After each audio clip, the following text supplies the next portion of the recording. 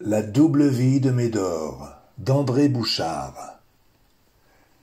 Un soir d'hiver, alors qu'un vent glacé soufflait sur la ville, un pauvre chien efflanqué, c'est-à-dire très très maigre, errait dans les rues désertes sans savoir où aller, à la recherche de quelque pitance, quelque chose à manger, un reste de sandwich, un bout d'os à sucer. Prise de pitié, une vieille dame offrit son repas à la pauvre bête. Alors, je pense que vous savez faire la différence entre un chien et un loup. Hein. Eh oui, parce que c'est bien un loup, ce chien errant que la vieille dame a fait entrer chez elle. Mais chut, chut, chut, chut, faut pas le dire trop fort, sans quoi la vieille dame risquerait de s'enfuir en hurlant, et alors il y aurait plus d'histoire à raconter. Donc, on fait comme si. Chut.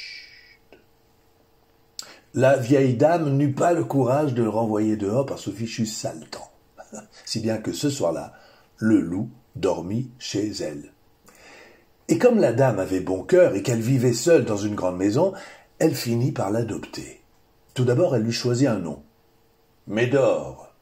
Médor, ça impressionne. Elle le choya, le dorlota, le bichonna.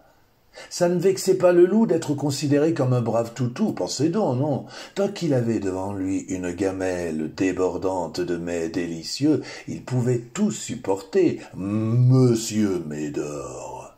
Et on peut dire qu'il supportait vraiment tout. Tout jusqu'au n'importe quoi. Pour une gamelle bien remplie,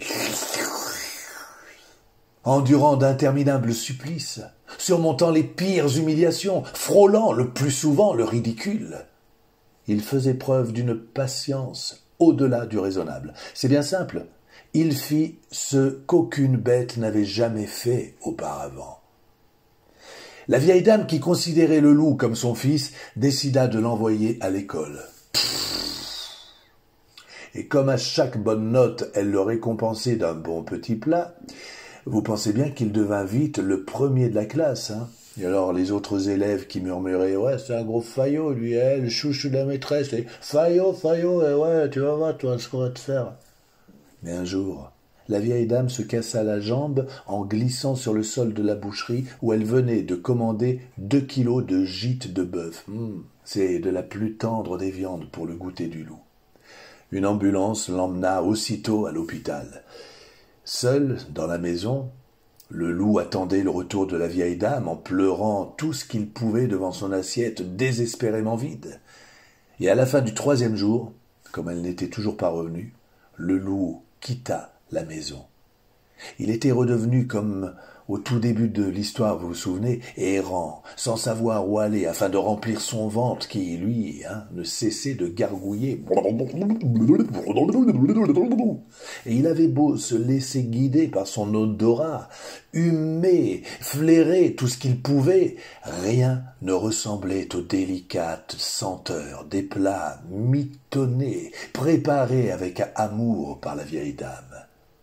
Il commençait à désespérer, quand une odeur agréable et appétissante titilla ses naseaux. Personne n'eut le temps de crier « Attention, au loup, au loup !» car il bondit alors soudainement.